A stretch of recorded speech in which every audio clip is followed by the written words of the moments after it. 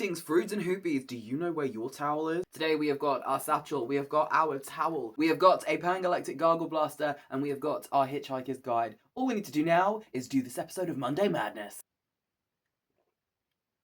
That's actually not as bad as I thought it was going to be. Welcome back to this week's episode of Monday Madness, the Monday show where I talk about anything and everything. I am taking a break from these this year. I'm going to do a few of them, probably only 1 or 2 a month, because I am focusing very heavily on the massive projects I've got to finish. And what a fantastic way to break into 2026, talking about a story that I really, really love, and a show that I got to see that was frickin' amazing. Let's go. So can we admire the artwork that I did on my towel? I don't know if you can see it.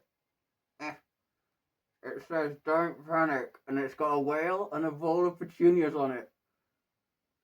Appreciate, please. Alright then, let's talk about A Hitchhiker's Guide to the Galaxy, the immersive theatre show in London. The first section of this video, I'm going to give you no spoilers at all, so if you want to know about this show but you don't want to be spoiled, if you're planning to go and see it, then you can listen to the first bit. I will warn you when I'm going to be giving spoilers in part 3. Alright, the first bit then, let's talk about it. Just in general, what is this show? Well, it is a live action theatre show. It is immersive theatre where you go into the Riverside Studios and you get taken through the story. You are standing or sitting, but not for very long, because the next part of the story is going to loop you in, and then you move into the next bit of set, and then you keep going and going and going. You follow your cast of actors, or sometimes they follow you as you go through the story, moving from the beginning all the way through different set pieces until you get to the end, and then you exit at the end of the story. The key word here is immersive. It is definitely an immersive theatre experience. You are not just sitting in seats watching the action happen on stage, you are in the sets every single time. And this is a staging of theatre that I absolutely love, and when I get enough money I really want to do Peter Pan like this. Before I talk about the characters that you meet in this, and this is not a spoiler because they're all listed on the website in the cast list, before I talk about that, I do want to very quickly give you a rundown on what A Hitchhiker's Guide to the Galaxy is. Although if you don't know anything about it, I would highly recommend going away. You could watch the film, it's okay.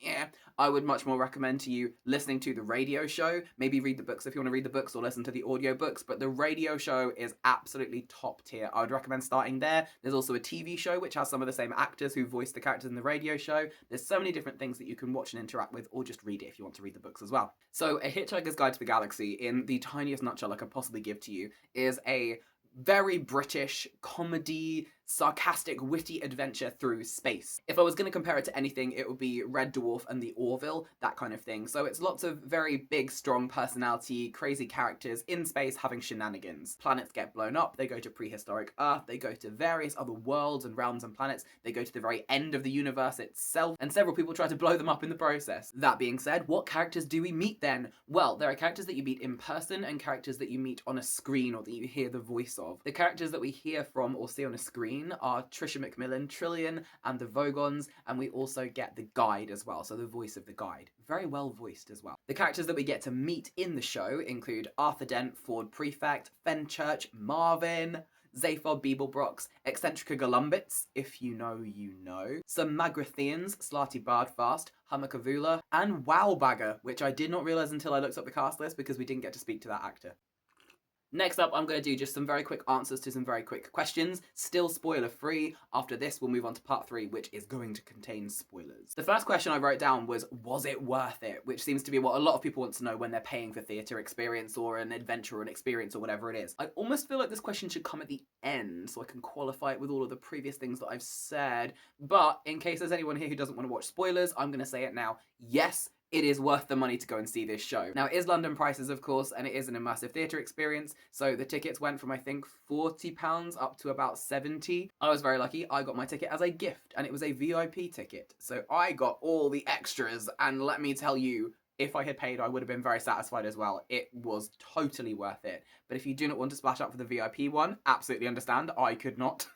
But if you want to pay for the £40 tickets, they are so absolutely worth it. If nothing else, then because you go through at least 4 different places, so it's a tenner a set piece. Question 2, was the source material done well? Hand on heart, I can say yes. I think that this production was done by people who actually know the source material very, very well and who actually cared about it as well. You could feel that, not just from the cast playing the characters, but just from everything all around you. It felt like they cared, it felt like they loved it, and the story had been put together by people who wanted to showcase certain moments, again, no spoilers, but showcase certain moments, bring people in, and be very, very engaging with this story and this world, and all these little moments that you'll recognise, know, and love, and the characters as well that you know and that you love. So when talking about adaptations, absolutely I would include this as a top tier one. I'm gonna have to put you down now, Galactic Gargle Blaster, because I'm gonna talk about the merch for a second now. But actually no, I can start with the Galactic Gargle Blaster because technically I did purchase a Galactic Gargle Blaster, I just consumed it.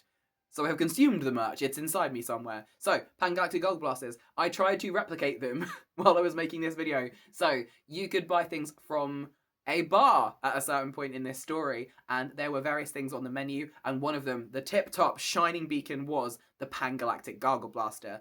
I knew what I was getting before I even went in, because absolutely I'm going for one of those. I want my brain smashed out by a slice of lemon wrapped around a large gold brick. And boy howdy, it was terrific. They were bright blue, they came in a cool little glass covered in ice with a little slice of lemon and lime. It was wonderful. It was marvellous. I may just have to tie you because you're just being silly now. There you go. Right. Stay. Good tie. There were so many things on offer at the merch stand. They are available on the website as well. I will try to put pictures on the screen right now, but because I am not made of money, it is to my lasting regret that I did not have enough money to purchase the Don't Panic orange t-shirt, and I also couldn't get the zaphod Beeblebrox Count the Heads hoodie. It looks amazing, but I just didn't have enough. So instead, I had to get a few little things, so I got this. This is my Zaphod for President pin. Can you see that? There we go. And this is the same sort of design that's on the back of the hoodie. And so on this one it says Zaphod for President, so I had it on my lapel through the entire show. The merchandise was made by the Arica group, and they did a stunning job. This is beautiful stuff, beautifully made, definitely worth the money. I just didn't have enough, sadly. I also went for the Babelfish keyring because just look at him, and it's got a little sign on it that says you'll need to have this fish in your ear. So I popped that on my belt and I had it jangling all the way through so that no one ever lost me. I'm also not sure if we were allowed to take these, but I have one. These are postcards. They were on tables at a certain point in the show. We'll talk more about that later. And it's got our actors playing Ford and Arthur on it. And well, I didn't intend to take it with me, but we picked it up because we were thinking, oh, should we write on them? And then we forgot about it, so it just was in my pocket the whole time. So I have an accidental piece of merch. Sorry to anyone from the show if they see this and I was not allowed to take this. I apologise. And now I want to talk to you about the most beautiful piece of merchandise. Above the zaphod hoodie that I really wanted but couldn't afford. This was a part of the VIP package. These were not for sale, as far as I can tell, on the website or anything. These were, you only get these if you are VIP. They're important people. And my God, are they beautiful. So these are the Hitchhiker's Guide playing cards. They've got Don't Panic and the whale on the back. It shimmers, it's gorgeous. But wait, there's more. You open it up and it's friggin' holographic inside as well. You've got a Hitchhiker's thumb. And look, the backs of them are all holographic as well. Look at that. They did not need to go this crazy hard. Like, this is insane. These are beautiful. This is a beautiful deck of cards. I'm trying to get it out of the light so you can see them. Look at them. My favourite boy. My favourite character. Ford Prefect. There he is. You've got the Vogons. You've got Agrajag in here. Zaphod Beeblebrox. You've got Arthur. There he is. Arthur Dent. So just, oh my God. The most beautiful set of cards. I used them to play solitaire about 70 million times after I got back. There's the whale to go with the bowl of petunias. If you can get them, get them. They are absolutely worth it. Let's go back. The last thing I'm going to say before I go into the spoiler section is I'm going to talk about the cast that I saw. Now, this could technically sort of count as a spoiler because I'm going to talk about their acting, but not anything specific, or maybe I will. Light spoilers in this section, so if you don't want to know anything else about the cast, cut away now, come back to this video after you've gone and seen the show. Alright, we're carrying on. So, the cast that I got to see, I went on a Saturday afternoon at 3 o'clock. It was incredible. They were all fantastic, but who were they? Well, our Arthur Dent was Benjamin Durham. Our Fenchurch was Meg Matthews. Our Ford Prefect was Oliver Britton. Our Zaphod Beeblebrox was Lee VG. The rest of the cast, I shall read from the list from their website. So, pre-recorded cast, we got the voice of, are you guys ready? Tamsin Greig as the guide. We also got another voice you'll probably recognise, Lenora Critchlow as Trillian, Trisha McMillan. And we got Samira Ahmed doing some reporting on the news. We also had the voice of Sanjeev Bhaskar as the Vogon prosthetic Vogon Jeltz. We had Marvin being played magnificently by Andrew Evans. We had an acolyte slash succubus played by Alex Anthony Fevrier. We had Hummer played by Angelus Hunt. We had Eccentrica Golumbits, if you know, you know, played by Bryony Scarlett. Fenchurch was not that person, that was someone else. Zaphod we've done, that was not our Ford prefect. I'm literally just going through the list right now. That was our Ford prefect, Oliver Britton. My god, that man's amazing. We had, I don't know if we saw this person, but they're listed as an offstage cover, Owen Jenkins. If we saw you, you were amazing, because everyone was. Salati Bardfast was Richard Costello, doing a fabulous job. Marvellous beard work as well. You were not our Arthur Dent. We may have seen you, I don't know. This is one of the covers, so playing an acolyte, a succubus, a Magrathian, and sometimes Fenchurch, but not our Fenchurch, was Tamara Safir. We also had Wowbagger. Now, I did not realise this was Wowbagger until I looked at the cast list, and I am gutted because we did not get to speak to this person. They looked like they were having a fantastic time. All the people they spoke to were having a fantastic time. I just saw them out the corner of my eye while we were doing other things and never got to speak to them, but they were doing amazing, and all the way through they were hilarious, and they were played by Tom Bowen, and then we had a succubus slash Magathrian played by Zara Namin. Overall, I would have to say everyone was simply stupendous. They were dressed in amazing costumes. Who did the costumes? Let's find this out, because I am a costumer and I simply must know. Costume designer, here we go. Susan Kulkarni. Spectacular work. Loved it. Loved all of them. Absolutely incredible. Alright then, that's enough about that. Let's move into the spoiler section. Ye have been warned. Here there be spoilers. I will be talking about the entire show, everything that happens, and while I could not take any pictures, I will be describing it in luscious detail. You have been warned. Spoilers ahead. 3, 2, 1, here we go. So we start in a pub. It's called The Horse and Groom, and you see on the wall there's the big sign saying The Horse and Groom. There are beer mats on every table saying The Horse and Groom. There is a bar running the length of one of the walls, and it comes out into the room as well. There's bar tables that you can sit at with stools. There is a stage with a mic on it, and there are real people manning the bar to serve you drinks. Of course, this is where you can get your first Pan-Galactic Gargle Blaster, and boy did we. I'm going to put this down now because it's making my hand cold. And then, of course, there are also the actors roaming freely. Now, we do not see Arthur Dent yet because he has not yet arrived, because it is his surprise farewell party. But we do get to meet a very entertaining barman who sadly we did not get to speak to, and it turns out was Wowbagger. He was on the other side of the room to us most of the time, but we did get to interact with everyone else. We have Zaphod Beeblebrox, who is walking around with a totally not suspicious camera on one shoulder, pretending to be a film person who's a total human, absolutely yes. And you've also got Fenchurch, who has just arrived for her first date with Arthur and is very confused because she's just supposed to meet him for a date. She doesn't know any of these people, and he didn't tell her he was going anywhere. What do I do? And of course, there is also Ford Prefect, the organizer of this absolute chaos, the surprise leaving party for Arthur Dent. In terms of the interactions that you get, obviously this will vary depending on the table. We were very interactive as an audience, so our table got interacted with quite a lot, and several of us got name-checked during the show, and we are not sad about it. Clearly we made an impression, whether it was bad or good, I have no idea. And then we had the surprise as Arthur Dent comes in. Arthur arrived, very bemused in his dressing gown. He's had a terrible day. He's been lying in front of a bulldozer. He's come to see Fenchurch. He's incredibly confused, and Ford is now telling him he's going somewhere. And it then beautifully, magnificently turns into a karaoke battle between Fenchurch and Ford Prefect. Fenchurch was singing, what was her song again? No, it's gone. I cannot remember what song Fenchurch sang. It was incredibly good. And it is a song that you will recognise, but it is absolutely just gone from my brain. I remember Ford chimes in because he's singing Crazy, because he sings about, I remember when I lost my mind. And then he starts doing a dance with the barman, and then Fenchurch comes back in and they go back and forth, and then Arthur sings with Fenchurch.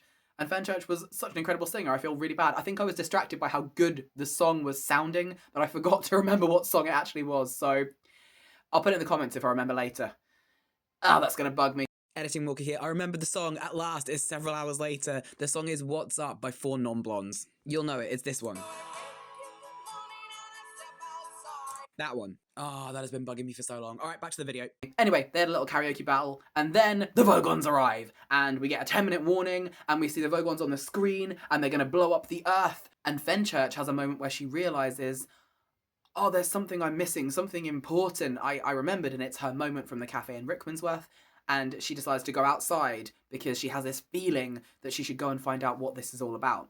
And Arthur has a lovely moment with the audience at the bar where he tries to decide if he should go with her or not. And he talks a lot about how he's a coward, and the audience interacts quite a lot, being like, yes, no, go with her, don't go with her. And he ends up not quite going with her, But he then ends up in a poetry slam competition-ish with the Vogons, trying to convince them not to blow up the Earth with the not very good help of all of us in the bar. There's also a message that comes through from Zaphod Beeblebrox. He's in the Heart of Gold. He's getting ready to get out. He says, Ford, you know, get in the spaceship because I am going to leave without you. Grab your favourite ape descendants and just get in. And so Ford then says, all right then, everyone, let's go to the Heart of Gold. And so we all then leave the bar as the countdown with the Vogons is happening and flashing, and Arthur is confused on the stage trying to talk to the Vogons, and we all head out of the pub and we go through this little corridor, we go round the corner and we end up in the Heart of Gold. And this is this big, long, white corridor room. There are a few lines of seats that people can sit on, but most of us were standing. We see Ford and Zaphod have a conversation. Zaphod is saying, when I said to bring your favourites, I didn't mean the whole pub. And then he says that he's got to ditch us because he's got to go and do things. And Ford abandons us for a little bit. That's fun. But as he abandons us, he picks a member of the audience and he gives them the satchel. He says, look after this and do what it says. And then he leaves. And would we all like to hazard a guess on who Ford Prefect chose to hand off his almighty satchel to while I was watching the show? It was me. It was me. I'm pretty sure it's because he had to remember someone's name on the fly and I was the only one he could remember. Because we were cousins, I was called Dorf. So he's Ford and I'm Dorf. Hello, editing Mauku here because I forgot to tell you this bit earlier. So this lore drop of me and Ford being related was decided when we were interacting with Ford at the very beginning of the show in the bar because we were dressed similar and so we were talking about names, so he's Ford, I must be Dorf. So interact with the actors, guys, it pays off. So he shouted, where's Dorf? And handed me the satchel. I was given the responsibility. It was terrifying. So then he leaves and we are left. And it's silent. And then you hear this blipping noise and then this voice appears and says, charge me, I need charging. And you can hear a voice and a flash coming from the bag. So you open Ford's bag and you pull out the Hitchhiker's Guide to the Galaxy, which, by the way, incredible prop. It wasn't too heavy, it wasn't too light. It was chunky enough that everyone around me could see it. When I held it up, all the rest of the audience could see it. It was bright yellow, it had handles and a big round dome in the centre. Beautifully made, loved it. And it was obviously connected to things because it was flashing and going, charging, need charging. And then there was a hologram that happened on the ceiling that pointed to the middle of the room. So I had to make my way through the crowds of people on this immersive theatre experience, making my way downtown. And I had to stick the Hitchhiker's Guide, bloop, into the little crevice where it fitted, and then ping! The next part of the story started, and we had this text and the voice at the guide, and it all appeared on the ceiling in holograms, and we learned all about various different things, and then the doors opened, and we left the Heart of Gold, and we move into the next bit, which is the Vogon ship and the sort of port docking area, and this is where we're looking for the Dentrassi cooks, because they are going to be nice to us, but we want to be careful of the Vogons, and so we all move out through there. At this point, we are seeing Marvin, the paranoid android, being puppeted wonderfully, and asking, you know, what's your name? And people tell him and he says, I don't care. And he was hilarious. He was very, very funny. I can understand completely why so many people are raving about Marvin.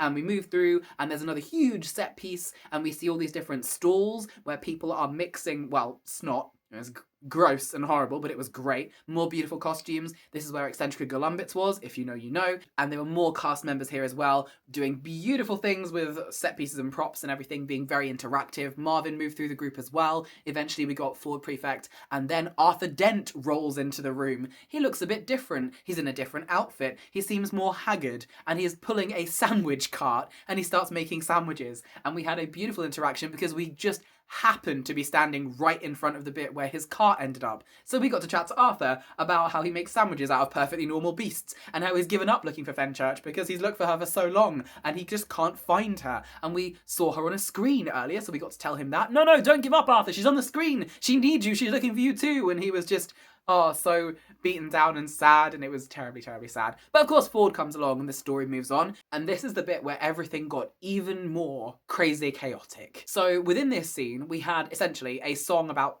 blowing your nose, which was absolutely wonderful. We had a fantastic dance routine, and we had a black and white film noir Arthur Dent and Fenchurch moment with some magic where he sort of reached his hand through a screen to interact with her, and we had the lady selling tickets at the train station, and that was all very entertaining. And then Arthur Dent decided, yes, I will go after Fenchurch again, hooray! And we all joined in, but then the Vogons were there saying, no, get off the ship, we're gonna kick you all off, hitchhikers, no, we're gonna land on the planet of Magrathea. And so we then move to the planet of Magrathea. And we move into this other huge piece of set piece, and there's this huge glowing orb on the ceiling, and it looks a bit dangerous and it's covered in wires and it's glowing. And we meet Magrathians who wander around and chat to us about building planets. We talked to one about, well, if we rebuild the Earth, would you like it to be the same? And we thought, well, no, make it different. You know, if you're going to make it again, what do you want to be different about it? And we decided, make it bright turquoise and bright pink. Make it all different crazy colours. Oh, yeah, that sounds way better, way more exciting. So that was the conversation we had with them. I hope the actors put up with us. God, we were a bunch. And then, of course, we get to meet Slutty Bardfast, who comes in and sings a fabulous song. He talks about making planets, and we learn about the mice who are in charge of everything and how the Earth got destroyed too early. We learn about 42 nerds. And Zaphod Beeblebrox comes back and Ford Prefect comes back. And then they decide to try to scan our brains to try to find out where the ultimate question is, because we're remnants of the Earth. And so a few people get to go on the stage. They get led on by the Magrathians, and they go under this lowering, glowing orb, and it zaps their brains, and they do a few comedy moments where they rattle off what they saw in people's brains, like, oh, that's just a lot of Netflix and chill in there, and oh, this one's just thinking about football, etc., you know, things like that. And then a man who looks a bit bedraggled with long shaggy hair goes up and he gets zapped, and wait, we know this man. It's Arthur Dent again, but time has been cruel to him. He's been wiggled off through time, timey-wimey, wibbly-wobbly, and he's come back in his bedraggled dressing gown and his long hair, looking quite a lot like Caleb Woodagast, and his brain has the answer. And Slutty Bardfast and all the Magrathians are very excited, and they're going to rip from his brain the answer. But of course, what's in his brain? Fenchurch! And so we get all these projections of Fenchurch and Arthur just missing her and wanting to see her and all these possible moments with her all through time. And we learn that him and her have chased each other through time and space and before and after and tomorrow and today, and it's all so sad. And then they decide to replicate Fenchurch, and they do it. And Fenchurch appears and says to Arthur, no, the Earth might get destroyed, but Slutty Bardfast does it anyway, and Arthur says he doesn't care, and he's all very sad, and there's a piece of magic where the lights flash and flicker, and under the glowing orb, poof, Fenchurch appears, and we get her back, and she says very sweet things like, I told you I'd see you again, Arthur, and it's very sweet, because we haven't seen her since the pub, except on video screens, and she reappears with Arthur, and they reconcile and they have a beautiful moment, and Slutty Bardfast is trying to get the question to life, the universe and everything out of their brains, and the question / answer to, you know, just life, I don't know if I'll give it away because it was very, very sweet, but essentially it's life is to be lived and enjoyed. Essentially. I won't give away more than that though, because it was very, very sweet to just have that moment in the audience, and they have a moment coming back together, and they get swirled around in time, and Arthur's hair changes back to normal, and they're there, and they sing a beautiful song together, and I can't remember what that one was either, but it was a very good song, and I knew it. Oh, wait, it was May I Have This Dance. I knew that because I was thinking Mollymawk, because it's in my bloody Mollymawk playlist, and they sing May I Have This Dance, and then the rest of the cast joins in. Ford joins in, even Marvin joins in for a little bit and does a little bit of a dance. Marvin realises that after learning the question and the answers for life, he's actually feeling happy, but he's not sure he likes it. And then that's it. That's the end of the show. They all take a quick bow because they then got to run off and go presumably do another one, and we all get exited out via the end of the theatre. I really don't know what more I can say about this show. It was just so thoroughly enjoyable. Everyone involved seemed to be having a brilliant time. Everyone in the audience was brought along to have a great time. The energy of particularly the people that we were surrounded with was really, really good. The interactions were really funny. It was very pantomime-esque, you know, the joining in. It felt very slick. It felt like no matter what happened, no matter what was thrown at them, they would be able to keep going with their story and interact it very, very well. I would love to go again and see it a second time. I would quite like to go with some of my friends, so I might see if I can do that, if I can get back down to go and see it again. But ultimately, do I recommend this show? Oh, hell friggin' yes. Do I recommend it if you haven't seen any Hitchhiker's Guide?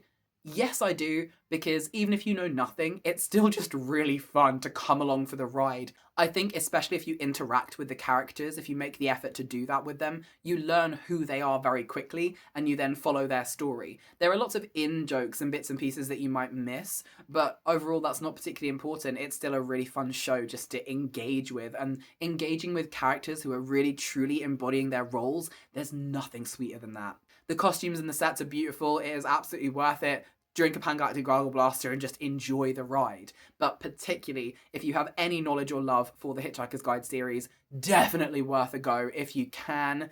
Unfortunately, you cannot film it, you cannot take pictures, so I have very little to show you. I really wish if I could have done anything, I wish we were allowed to take pictures, because I would have loved a picture with Ford, Arthur and Fenchurch. That would have been incredible. And Zaphod. But I am very happy with the experience that I had. I highly recommend it. It is only running until the end of February, so go and see it if you can, and if not, then enjoy this video, I guess. Alright, that is the very end of this episode of Monday Madness. Thank you for watching, and I will be bringing you another one at some point, probably in the next 3 or 4 weeks. It might just end up being an update on how all my projects are going. We shall see. Alright, thank you to anyone who stuck around to the very end of this video. I love you all tremendously. Go and make yourself a Galactic Gargle Blaster and check that you know where your towel is. Alright, farewell, goodbye, be great to each other. Bye.